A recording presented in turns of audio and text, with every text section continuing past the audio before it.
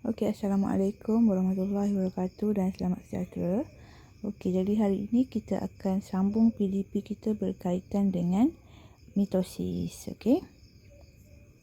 Alright, jadi kita lihat kriteria kejayaan yang kamu perlu capai hari ini. Okay, jadi yang pertama, kena tahu apa maksud mitosis.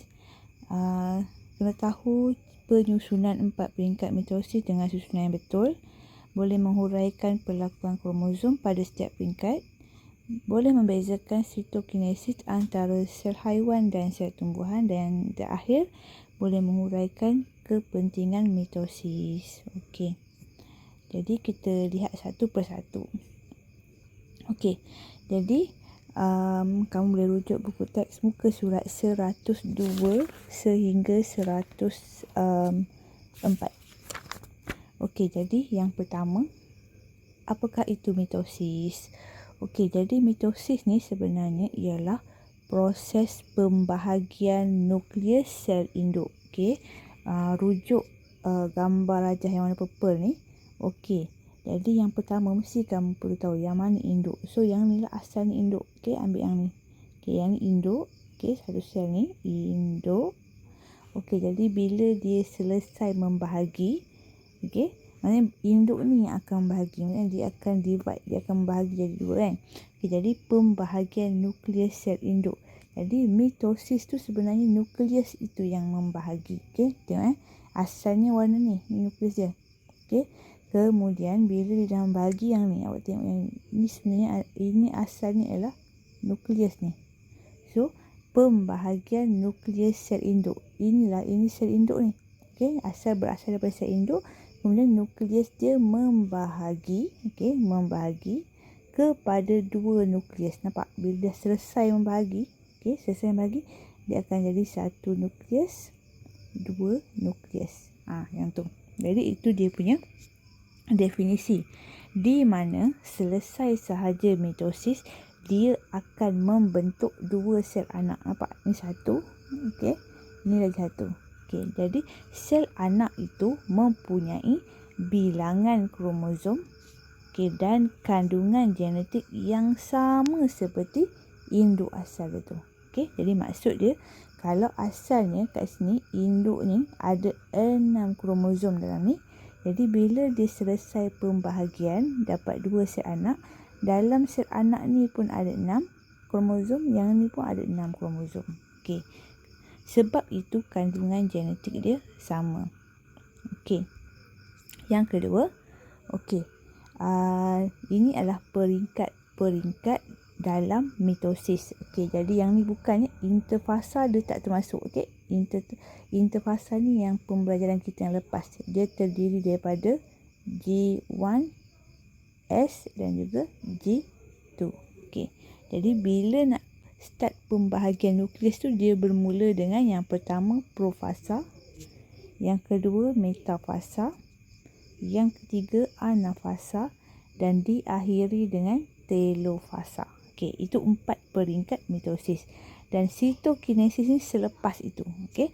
Jadi bila cikgu kata peringkat-peringkat, okey, peringkat-peringkat tu 4 saja. Okey, 4 bermula dengan profasa. Okey, profasa, metafasa, anafasa dan juga telofasa. Okey, kemudian last kali dia akan diakhiri dengan sitokinesis. Okey, sito ni ialah sitoplasma, pembahagian sitoplasma. Okey, yang ini, okey, yang ni, yang 4 ni ialah pembahagian nukleus. So, kamu kena jelas kat situ di antara yang mana pembahagian nukleus, yang mana pembahagian sitoplasma. Okey. Jadi kita akan pergi lihat satu peringkat. Okey, peringkat yang pertama ialah peringkat profasa. Okey, peringkat profasa. Asalnya, okey, tengok ini nukleus induk, sel induk ni. Okey, jadi ini sel.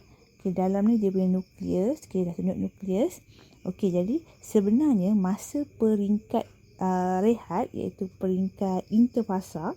Okey, interfasa kan, okey, peringkat interfasa. Interfasa tu kan terdiri daripada fasa G1 S dan juga G2 kan.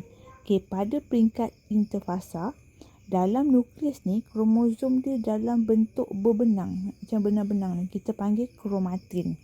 Okey, jadi bila dia nak masuk peringkat profasa, apa yang berlaku kromatin ini, okey, kromatin tu masuk bentuk berbenang ya. Dia akan memendek, okey. Kemudian dia akan menebal. Okey, memendek dan menebal, dan dia akan jelas, dia boleh dilihat di bawah mikroskop cahaya. Nampak gambar seperti ini. Okey. Jadi kromosom ni dia terdiri daripada, okey tengok kromosom ni. Okey, tengok gambar ini. Okey, gambar ini. Okey. Jadi kromosom ni dia seperti ada dua berbenang yang seiras. Nampak? Dua berbenang yang seiras. Dia asalnya macam ni. Bila dia mereplikasi, okey, dia jadi dua. Dia mengganda jadi. Dapat two sister chromatid, ataupun dalam bahasa Melayu dia ialah kromatid seiras. Okey. Dan di tengah-tengah ni sentroma. Okey, sentroma, center. Kedua-dua kromatid kembar ni diikat, okey, di tengah-tengah dinamakan sentroma. Okey, yang tu. Jadi yang ni dah nampak sentroma tengah-tengah ni. Okey, tengah-tengah ni, dan yang ini kita panggil kromatid kembar. Okey. Sambungan dia, apa yang berlaku semasa peringkat profasa? Okey, semasa peringkat profasa kamu akan lihat, okey, ini membrane sel. Okey, ini membrane sel. Dekat sini adalah sitoplasma dan ini nukleus. Okey. Jadi, masa berlakunya profasa, membrane ni, nampak?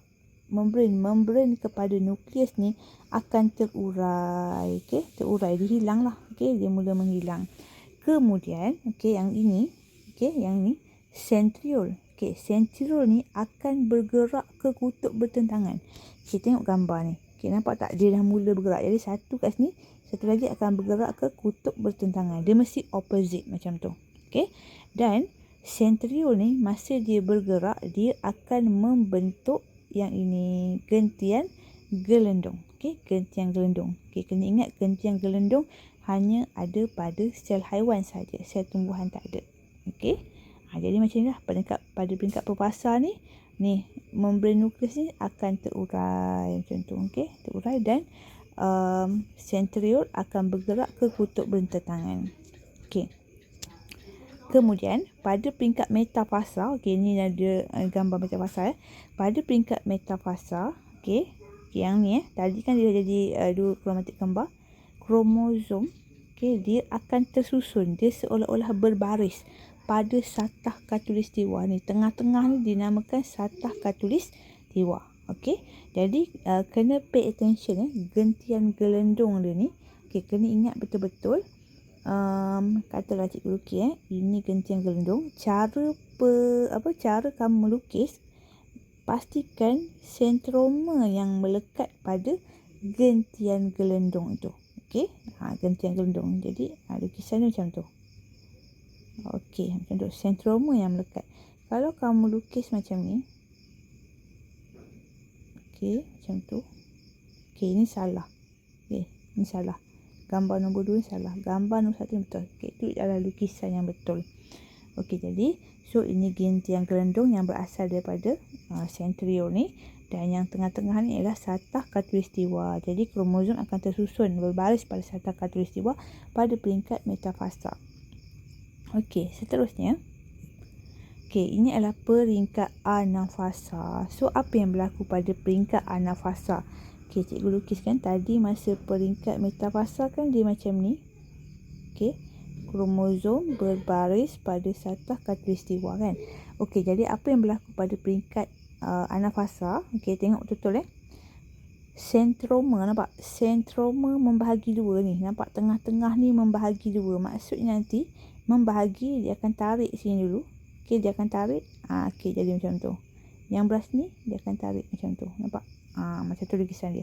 So, sentroma dulu membahagi, baru akan diikuti dengan kromatid kembar. Jadi, dia punya penjelasan sentroma membahagi dua dan kromatid kembar. Nampak sekarang ni namanya kromatid kembar.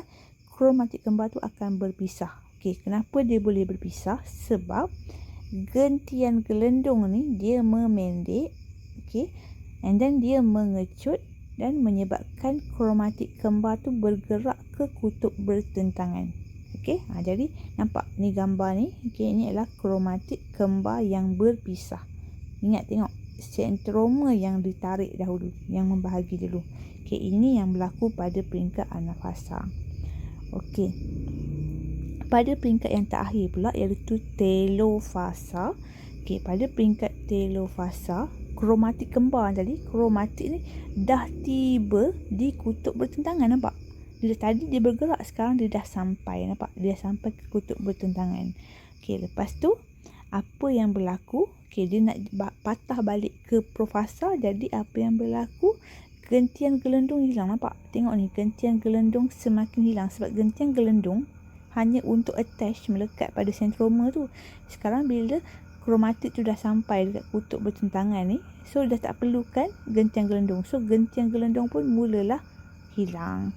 Okey, kemudian gentian gelendung hilang, kemudian membran nukleus yang tadi tu dah terurai, dia terbentuk. Dia akan membentuk semula. Dia akan bentuk semula ni. Dia akan bentuk semula membran nukleus tu. Okey, dan kromosom yang tadi tu, nampak dia tadi dia kromatik kembar tadi kan. Okey, dia sekarang kita panggil, dia akan kembali, kromosom tu akan kembali berbentuk seperti berbenang halus yang kita namakan sebagai kromatin. So katakan ini sel, ini nukleus, so dalam tu akan jadi berbenang halus balik, dia jadi kromatin balik. So nampak, jadi dah settle telofasa. Telofasa tu maksudnya, nampak ni. Okey, dia dah sampai kat sini.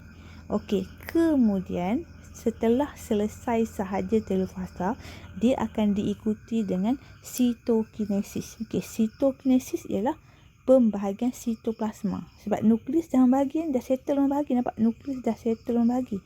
Okey, sekarang dia akan diikuti dengan pembahagian benda ni pula, sitoplasma. Okey, kita tengok. Okey, macam mana nak pergi? Okey, sitokinesis. Okey, ini sitokinesis ialah sitoplasma. Okey, nampak kat sini. Okey, kalau dekat sel haiwan, okey, sitoplasma boleh rujuk buku teks muka surat 104, dia akan berlaku belahan pencerutan, nampak? Tadi nukleus ni 1, 2 dah settle telofasa. So sekarang sitokinesis ni dia akan belah, dia akan mencerut. Untuk sel haiwan, dia akan mencerut di bahagian tengah ni dan akhirnya terputus dua dan membentuk two daughter cell, 2 sel anak. Okey, 2 sel anak di mana bilangan kromosom dia sama seperti bilangan kromosom induk. Okey, berbeza dengan plant cell, sel tumbuhan. Okey, dia tak buat pencerutan, dia akan membentuk sel plate ataupun blood cell dekat tengah-tengah ni, nampak? Dia akan membentuk blood cell dan akhirnya dia akan jadi 2 sel anak. Okey, 2 sel anak, 2 sel tumbuhan lah yang dia akan jadi 2 sel. So itu ialah proses sitokinesis. Okey, jadi itu perbezaannya. Sitokinesis kalau dekat haiwan dia akan berlaku pencerutan, tapi dekat sel tumbuhan dia akan membentuk blood cell. Okey, tapi persamaan dia kedua-dua akan membentuk 2 sel anak yang diploid. Okey, bila cikgu kata diploid itu 2N. Okey, diploid itu 2N sama seperti induk dia. Okey, induk dia. Kalau katakan asalnya dalam kromosom induk tu ada 10. Okey, dalam setiap sel anak ni 10. Okey, itu maksud mitosis, dia mengekalkan bilangan kromosom tu. So itu sahaja untuk hari ini. Tugasan untuk hari ini, okey, yang satu ujung sekali. Jadi, kamu kena cari keperluan mitosis. Terangkan keperluan mitosis dalam proses hidup. So, dari contoh kat sini, jadi kamu kena buat penerangan menggunakan pembentangan individu. Tak kisah nak buat video dan juga sebagainya. Sekian, terima kasih.